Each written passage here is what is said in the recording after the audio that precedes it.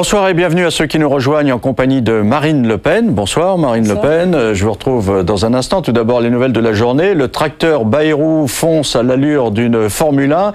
Il a recollé au peloton de tête des sondages puisque selon l'Institut CSA, il se trouve à 24 points dans les intentions de vote contre 25 à Ségolène Royal et 26 à Nicolas Sarkozy. Et puis d'après l'Institut BVA, qui par hypothèse s'est amusé à voir ce que ça donnerait si François Bayrou était au deuxième tour, eh bien, il deviendrait président de la République. Alors, vous le savez, François Bayrou est un paysan d'origine. Ses admirateurs lui remettent des tracteurs miniatures en signe de ralliement et il plaît pour son bon sens. Il était aujourd'hui à Bruxelles. Il a prôné une constitution simple et lisible qui serait soumise à référendum et naturellement, il a commenté les sondages. C'est un mouvement très fort, alors qui est naturellement un mouvement très impressionnant et aussi très heureux à vivre, pourvu qu'on garde les pieds sur terre et qu'on garde les yeux dans leurs yeux. Vous avez prévu un bouclier contre les coups ? Oui, j'ai l'impression qu'il va me falloir en effet une défense assez solide. Nicolas Sarkozy, au moins publiquement, veut montrer qu'il prend la nouvelle avec flegme. Un jour, vous commentez les sondages de Nicolas Hulot, un autre de Jean-Marie Le Pen, un troisième de Ségolène Royal, dont vous expliquiez il y a 3 semaines qu'elle était vraiment sur une tendance tellement extraordinaire après cette émission de TF1. Aujourd'hui, sur François Bayrou, il y a une constante, c'est que depuis le 14 janvier, vous ne m'interrogez plus sur les sondages. Et c'est très curieux, on n'interroge jamais celui qui sort en tête. Mais enfin, c'est comme cela. Pour le reste, qu'est-ce que vous voulez que je vous dise ? Il y a une actualité de la campagne, il y a un rythme de la campagne. Je crois que cette campagne intéresse les Français. Jack Lang, du côté socialiste, se désole, lui, que l'on accorde autant d'importance à ses estimations. Un électeur sur 2, en gros, est indécis. Un électeur sur 2 n'a pas fait son choix. Et dans une telle conjoncture, asséner des résultats au demeurant contradictoires entre les instituts est une façon de contribuer à créer la confusion dans l'esprit public. Alors Marine Le Pen, Bayrou à 24 points, vous avez bien un commentaire, non ? Oui, personne n'y croit. C'est ça qui est assez drôle, même pas les sondeurs. Alors, on a l'impression qu'on est dans un espèce de concours de celui qui donnera le résultat le plus exceptionnel pour pouvoir faire parler de lui à la radio, sur les télévisions, faire parler de son propre institut de sondage. Donc on peut comme ça arriver loin. Vous me direz, il prend 7 points par semaine. Donc je pense que d'ici le 21 avril, la veille du premier tour, il sera à 73%, ce qui pourrait être assez drôle le soir du 22 en revanche. Mais plus sérieusement, je pense tout de même qu'il y a là tout de même un espèce de règne des sondages qui devient inquiétant parce qu'on en a 2-3 par jour et que cette course effrénée entre les instituts finit par donner des résultats qui ne sont pas crédibles. On en reparle évidemment dans un instant. Alors, il y a tout de même des gens qui commencent à avoir un petit peu peur. Il y a le feu au lac, dit Jean-Luc Mélenchon, du côté socialiste, et Marie-Georges Buffet pense que la gauche devrait se secouer. Tant que la gauche ne portera pas un projet vraiment à gauche, elle sera faible. Vous voyez, Sarkozy, il porte un projet réactionnaire, mais il porte un projet. Bayrou, il nous fait le coup ni droite ni gauche, mais c'est un faux-né. Bayrou est un homme de droite, donc il faut que la gauche se réveille, il faut que la gauche se libère, il faut qu'elle soit décomplexée, qu'elle dise qu'elle veut enfin réorienter l'Union européenne, qu'elle dise qu'elle veut une réforme de la fiscalité, qu'elle dise qu'elle veut une 6e République, sinon la gauche ne pourra pas gagner. Oui, il faut que la gauche ait de l'audace, sinon elle ne pourra pas gagner. Et quant à Nicolas Sarkozy, il espère bien avoir trouvé la botte secrète avec l'arrivée à la tête de son comité de soutien de Simone Veil. Géraldine Wessner. Elle refuse d'être simplement une torpille anti-Bayrou. Il n'empêche, alors que le leader centriste s'installe dans les sondages, le ralliement de Simone Veil à Nicolas Sarkozy a des airs de revanche. L'illustration pour le candidat de l'UMP qu'il peut aussi être l'homme du rassemblement. Figure centriste, européenne, icône de la lutte des femmes, Simone Veil est l'une des personnalités préférées des Français. Elle a longtemps côtoyé François Bayrou, qui a même été son directeur de campagne en 89. Aujourd'hui, le rejet est complet. Vous auriez bien un instant envisagé de soutenir François Bayrou? Ah, pas du tout, non. Vous allez donc... Pourquoi Mais parce qu'il ne représente pas du tout ce centre. Il ne représente que lui-même. J'étais plutôt considérée comme, je dirais pas gauchisante, mais presque un peu trop sociale, un peu trop ouverte, et que c'est d'ailleurs ce qui a fait qu'un jour j'ai quitté J'ai quitté. Pour Simone Veil, le vrai centre est à l'UMP. Le projet de François Bayrou pour la France ne serait pas viable. Dans les rangs de l'UDF, le message ne surprend personne. En 95, déjà, elle avait rallié le camp Balladur, considérant qu'une candidature UDF ne s'imposait pas. Dans ce ralliement, François Bayrou voit donc une manœuvre. Écoutez, je suis sûr que vous êtes des observateurs suffisamment avisés pour comprendre exactement de quel type de manœuvre il s'agit. D'un type propre à freiner son ascension, peut-être. Quoi qu'il en soit, Simone Veil entend prendre dans la campagne une part active. Alors Marine Le Pen, l'arrivée de Simone Veil dans la campagne, c'est une femme très estimée, très populaire auprès des Français. C'est un moment important ? Écoutez, elle est sûrement très estimée, mais lorsqu'elle s'est présentée, elle a fait un très mauvais score. Alors vous savez, il faut être prudent dans les estimations de sympathie, parce qu'on peut très bien être ressenti de manière sympathique, mais ne pas être une locomotive électorale. Or je crois que c'est le cas de Madame Veil. Je ne suis pas sûr que ce soit un élément déterminant dans la campagne. Aujourd'hui, dans le journal Le Monde, Nicolas Sarkozy a signé un article pour ce qu'il appelle une démocratie irréprochable. Il propose par exemple qu'au Parlement, l'opposition soit dotée d'un statut qui lui permettrait de présider un certain nombre de commissions permanentes. Et puis, il demande aussi une plus grande indépendance de la justice en faisant en sorte que le président de la République ne préside plus le Conseil supérieur de la magistrature. Quant à Ségolène Royal, eh bien, elle a passé la journée mondiale de la femme à Vaux-en-Velin, dans la banlieue de Lyon. Pauline Revenat.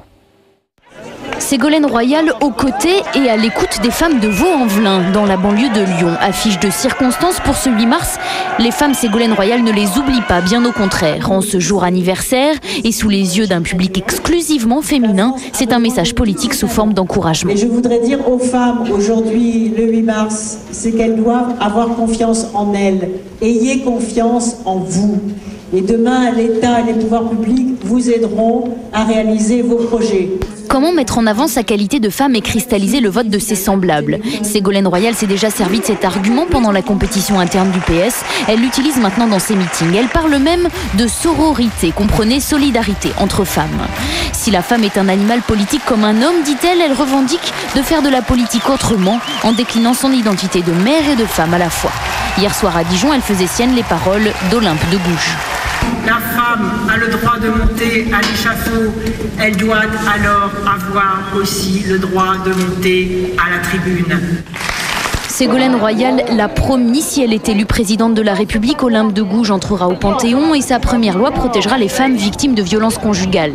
Non seulement je ne vous oublierai pas, mais je vais m'occuper de vous, a-t-elle promis aux femmes. Elle a surtout besoin de leur voix le 22 avril prochain. Marine Le Pen, c'est un avantage aujourd'hui d'être une femme pour convaincre les électeurs ? Non, je ne le crois pas. Je ne l'ai jamais pensé d'ailleurs.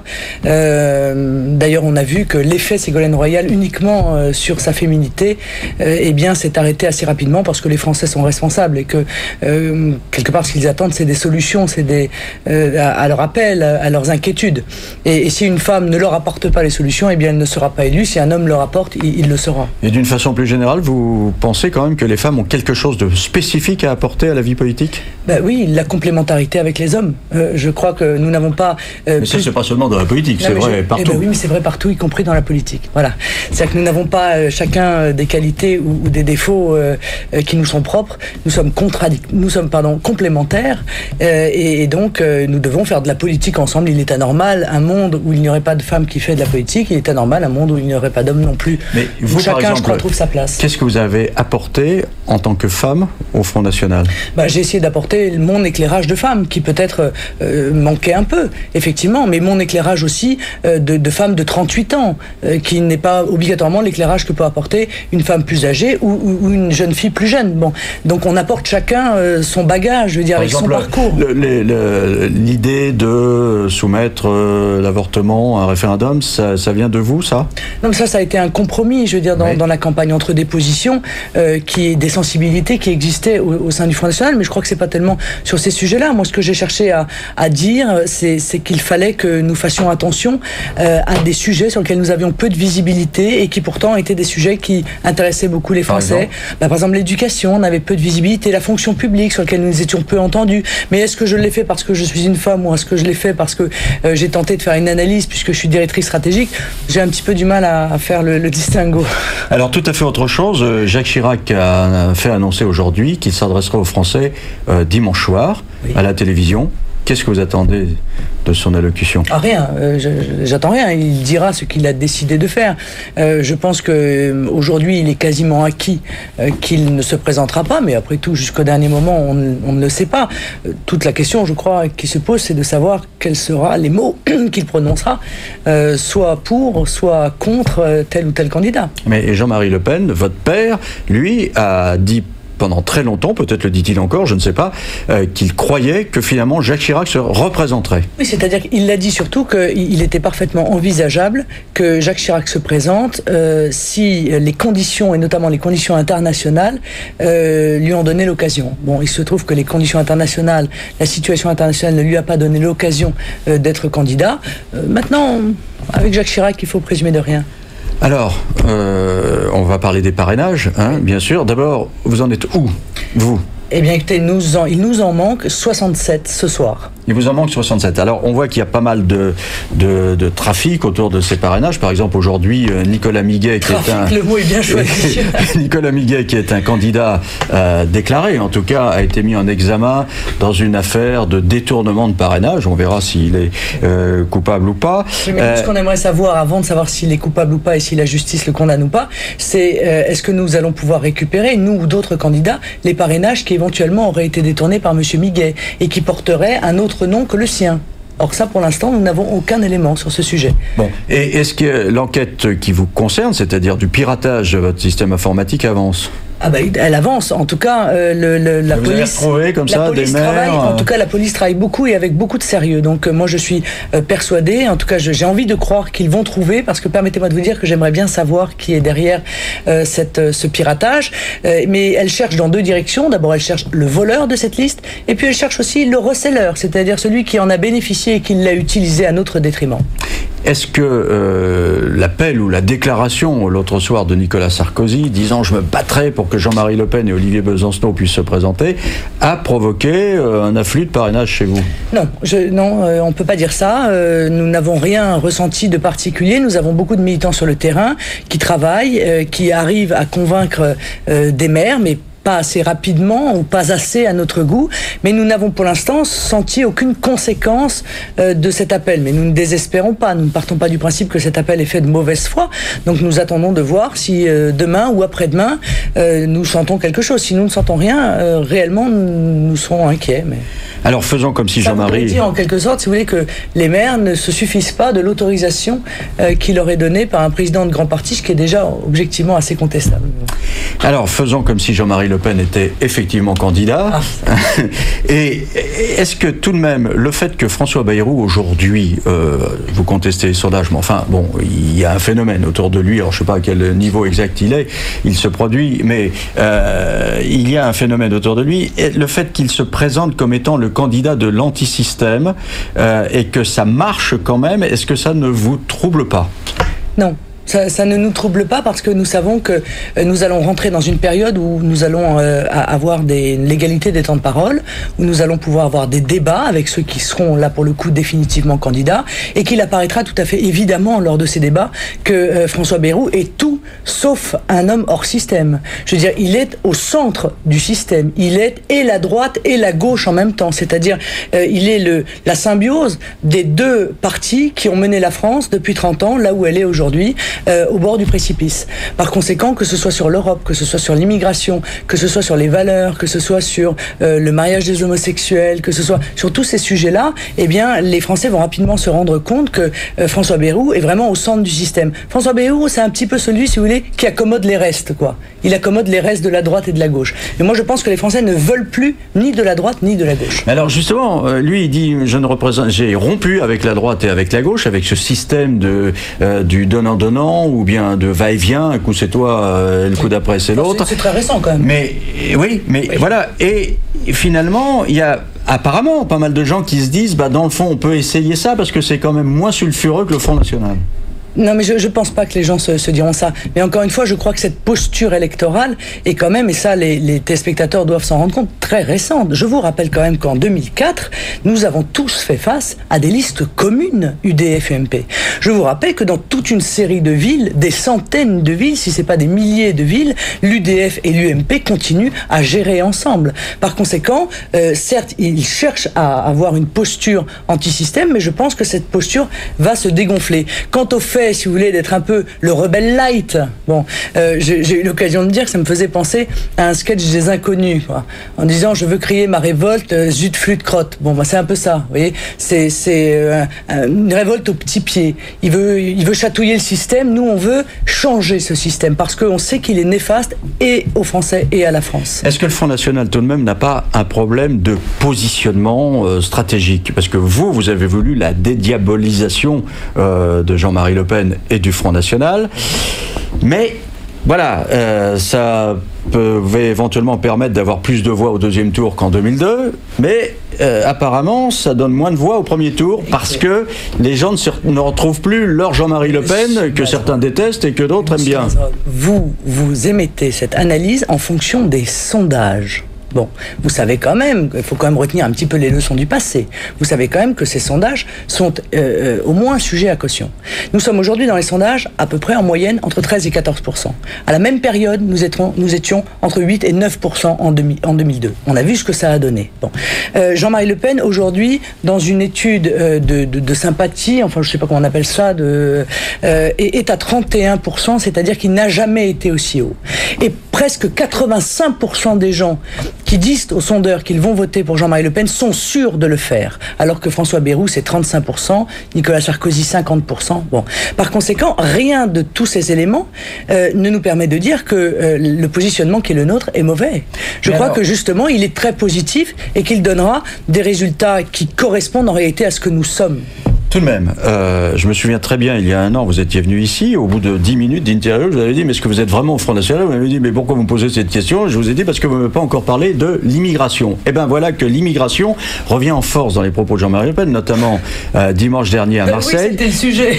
Dimanche dernier à Marseille, il a dit quelque chose qu'il n'avait pas dit depuis longtemps, il a établi un lien direct entre l'immigration massive et l'insécurité. Il y avait longtemps qu'il n'avait pas dit ça. Tout le monde l'établit aujourd'hui. Ça fait longtemps qu'il ne le dit plus parce que tous les autres le disent. Je veux dire, tout le monde aujourd'hui, les gens sérieux qui font des études sur le taux d'incarcération, etc., savent parfaitement. Et c'est logique d'ailleurs, parce qu'encore une fois, il l'a dit, les banlieues sont devenues un peu les cul-de-sac de l'immigration dans lesquels s'accumulent tous les problèmes de la société française. Mais si dimanche il a parlé de l'immigration, c'est parce que c'était un discours thématique sur l'immigration. La fois d'avant, il avait parlé de la fonction publique. La fois d'avant, il avait parlé de l'écologie. La fois d'avant, il avait parlé... Voilà, il a fait 14 discours thématiques. Il fallait bien quand même à un moment donné qu'on parle de l'immigration, dont je vous rappelle qu'il est un sujet fondamental. Et si les responsables politiques, les candidats se refusent à aborder ce sujet, eh bien, ils seront sanctionnés. Parce que Sarkozy l'aborde. Hein. Mais il aborde quoi? Parce que c'est très étonnant d'ailleurs. Oui, il aborde souvent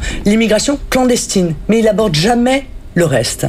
Sauf pour nous proposer d'aller chercher une immigration supplémentaire. Et d'ailleurs, vous avez vu, il n'en parle plus de l'immigration choisie d'ailleurs. Il a proposé, par exemple, qu'il y ait un test d'intégration avant de donner l'autorisation à un potentiel immigré de rejoindre sa famille se trouvant en France. Oui. Eh ben, j'attends de voir comment il va pouvoir mettre ça en place. Ça va être rigolo. D'autant qu'il vient, en revanche, il y a quelques mois, de supprimer des conditions de visa, notamment d'Algérie, qui fait que ces visas vont exploser, que donc nous allons avoir un nombre beaucoup plus important de gens qui vont venir sans ce contrôle préalable et qui évidemment risquent pour une partie d'entre eux, pour un pourcentage d'entre eux, de rester.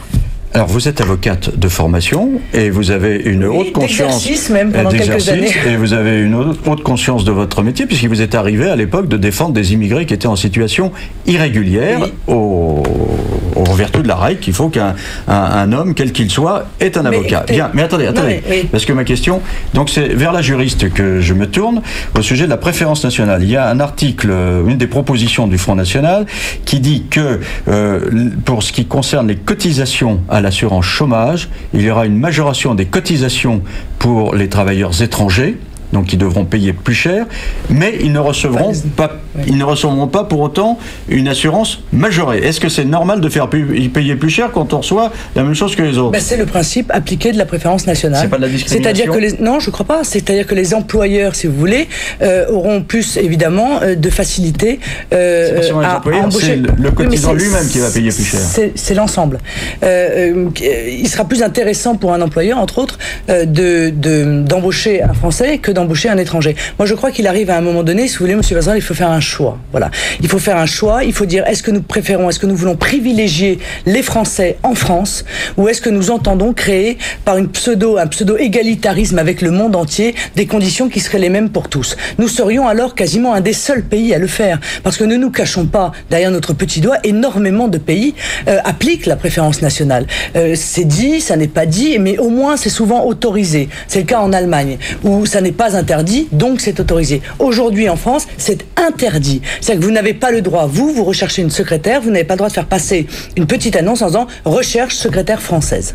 Vous êtes condamné pour cela dans la justice pénale. Eh bien ça, nous trouvons que c'est profondément injuste et qu'il est quand même assez légitime pour des hommes politiques français que de faire passer en priorité, pas en exclusivité, en priorité, tout de même, nos compatriotes avant les autres. Et vous, aujourd'hui, avocate, un client ou une cliente viendrait vous voir en disant « parce que je suis d'origine étrangère, j'ai été discriminé » ou « je suis étrangère en France, j'ai été discriminé, venez me défendre devant le tribunal parce que je porte plainte ». Est-ce que vous la défendriez? Vous voyez Non, d'accord. Mais moi je veux préciser. Vous avez dit d'origine étrangère. Or, à partir du moment où vous êtes français, vous bénéficiez de la préférence nationale. Bon, je ne plaide plus, donc je ne peux pas répondre à votre question, mais si vous faites un parallèle avec les clandestins que j'ai pu défendre, je les ai défendus parce que j'ai toujours considéré, parce que le Front National a toujours considéré que ce sont les politiques qui sont responsables de l'immigration, que ce ne sont pas les immigrés, et qu'à partir du moment où les immigrés sont là, eh bien évidemment, il faut les défendre au même titre que les autres, mais qu'en revanche, il faut tenir les politiques pour responsables de cette situation qui crée le malheur, non seulement de nos compatriotes, mais aussi de ceux chez qui on crée un espoir qu'aujourd'hui on ne peut plus remplir parce qu'on a 5 millions de chômeurs, un déficit monstrueux, une dette abyssale. Un tout autre sujet, aujourd'hui a été publié un manifeste signé par 2000 médecins, infirmières et personnel de santé pour demander une dépénalisation de l'euthanasie sous condition, comme ça se passe en Belgique ou aux Pays-Bas. Est-ce que vous seriez, vous, au Front National, favorable à ce changement de loi? Non. Nous ne sommes pas favorables à ce changement de loi parce que nous savons que toute loi, quelque part, qui touche à la vie, d'abord pose un problème moral. Je crois que de conscience que tout le monde peut se poser, mais surtout peut entraîner des abus qui seraient évidemment terribles. En revanche, nous pensons qu'il y a une grande politique de lutte contre la souffrance à mener dans notre pays. Je suis pas sûr qu'on ait fait le maximum, sans mettre en cause les médecins, parce qu'ils ont souvent pas les moyens et pas le personnel surtout. C'est aussi lié d'ailleurs au pacte de stabilité de Bruxelles qui nous empêche d'investir dans les hôpitaux. Mais il est sûr que si on facilitait la fin de vie par des mesures tendant à lutter contre la souffrance, eh bien probablement il y aurait moins de demandes, à en terminer. Bon, donc c'est plutôt vers cela que nous préférons avancer, plutôt que vers une législation qui autoriserait Même si on sait que finalement quand même il y a des médecins qui le pratiquent. Oui, bien sûr. Et puis des personnes qui sont acquittées lorsque les affaires sont révélées. Eh bien justement, je crois que la justice est sage, la justice est raisonnable, et lorsqu'elle a eu des cas comme cela à traiter, eh bien elle l'a toujours fait, je pense, avec humanité, et très rarement, il faut bien le dire, dans des situations qui sont terribles, c'est incontestable, très rarement la justice a eu à prendre des décisions lourdes à l'égard de familles qui sont sûrement des familles éplorées, et de médecins qui quelque part sont les mieux à même de juger peut-être et de la volonté des uns et de la situation physique, de souffrance des malades. Mais légiférer, c'est prendre, à notre avis, un risque considérable. Merci Marine Le Pen d'avoir été avec nous ce soir. Dans un instant, vous aurez un journal complet d'informations. Très bonne soirée à tous.